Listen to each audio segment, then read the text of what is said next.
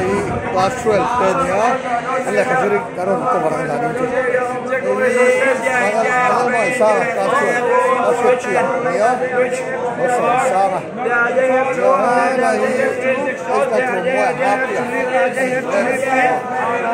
ana hi na ni bola o ma so so ke ra he pia ani ya o bela ani San Antonio se pa han distinction apa sa aram nu lega tani ei embo pinia ei a kan tarbal na chan era ya na rin liana o ma 11 era to shit ra wa buat class 11 la hian aro pia la hola o hata balal mo pia o so la so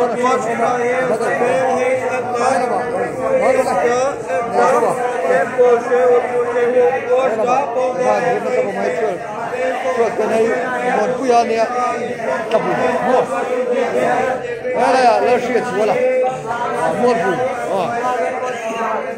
đây là này đây là ngô đây là son cái gì về đó chúa đi anh đi sâu được cua này so rồi làm chìm tổ à phía là vào chân cua ông tổ luôn còn cái đó còn phê thằng này ai Stephen giờ rồi sao kìa anh em có bé ai Max dari chua anh em một chút về ngang lên đỉnh kia này ai làm sao thằng con này sao ai con này phê à hay là đi bắt tụi mình không ai sẽ không ai sẽ không thì mình rồi đi bạn mua sắm cái mua tao đi á đây là hiền mà phải class 12 là class 11 boys 10 như vậy class 11 là class 12 boys 10 nhé cái khi là mua này trong đầu này electron bula itu zira ani champai voltaran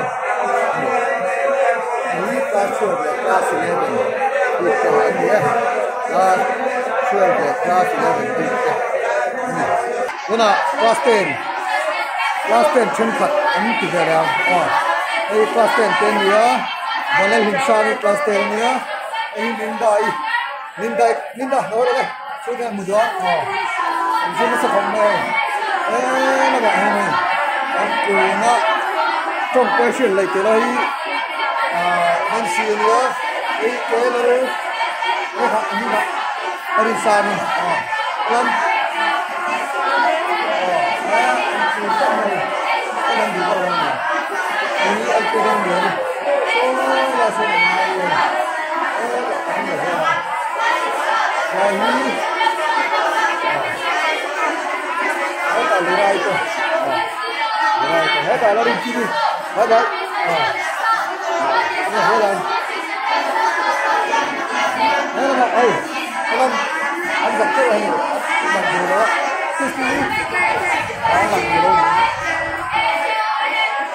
empat ini, lehkha zirlai yang lebih, kalau sore ni, yang kau kan, ada apa, lari moi. Sapi.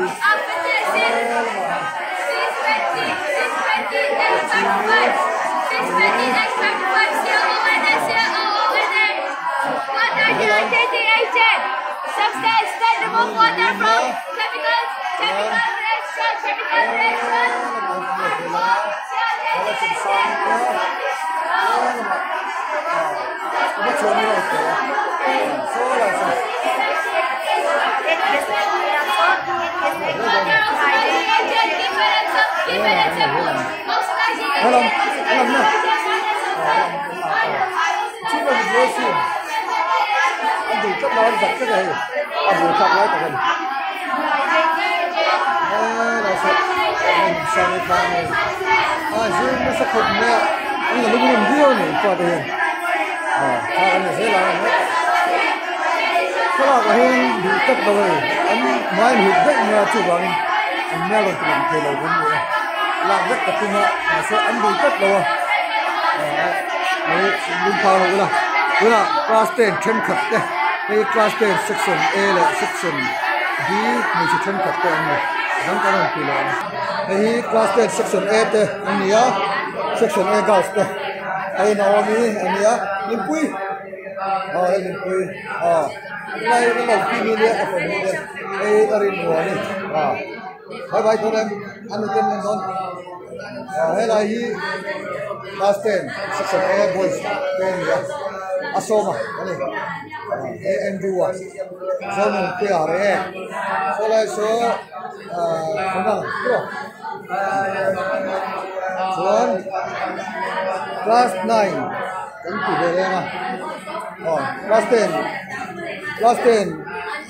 lòng số là sẽ mất tuổi rồi số 9 girls đây anh nhớ team chini nhớ team chini rồi số này Esther ni ngay team số cái này mỗi này ấy sang nu chính tôi sang cái này còn là sẽ làm ấy Esther anh nhớ class 9 thôi ấy Melissa class 9 anh try nhé ấy tôi sang lên là class 9 boys sang sang được Hosteller ấy Isaac so la so no Teresa akilemi so nia apulche bi bala rigalia ela me chara ela so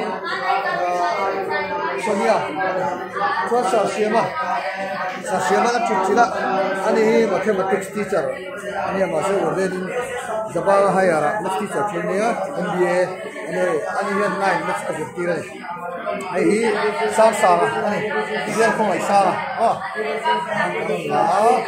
là mua cho anh hơi đùa là tao muốn ăn đủ tất lâu á nghe tiếng em là bảo sao nhỉ mất sân cho cái gì chứ này nhỉ mất sân cho có cả xuyên hơn mất sân cho có hay này bồi chân thật để cao số một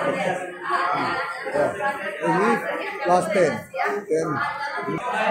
hay không bây giờ gì á last 10 anh ơi last 10 anh nhớ cho nên là mình treo ấy anh đi dùng sa anh nhớ hay là sẽ sẽ có nha số là sẽ đi cả trong là cái này sẽ là rồi đây là rồi này làm phải chú ý là cái gì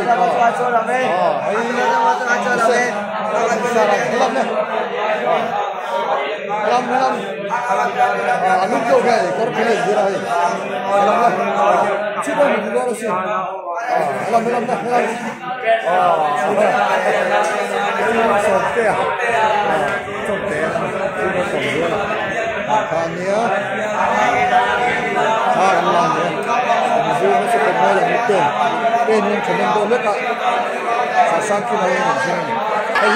class 10 section C10 00 class 10 section C10 karena lang C10 di zona ani hisa keluar entah ai rambin tari dia rambin tari salam leh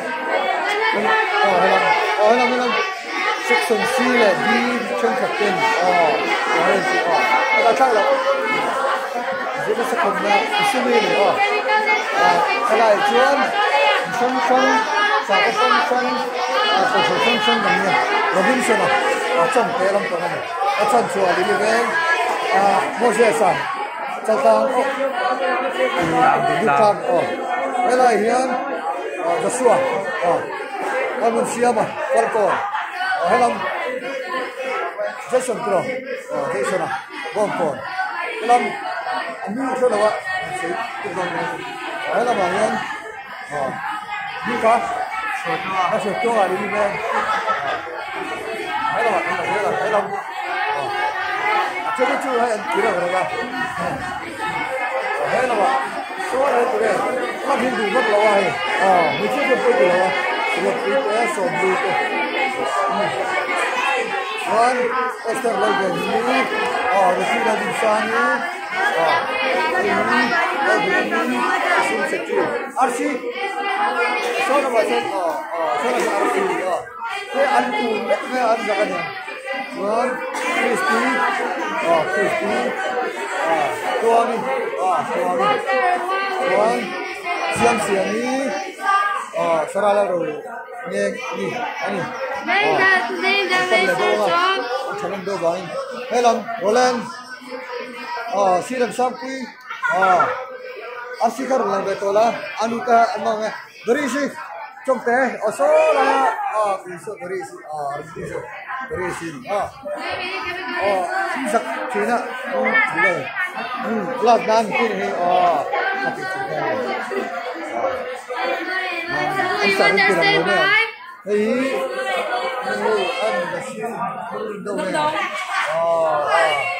anh sak china buat tak like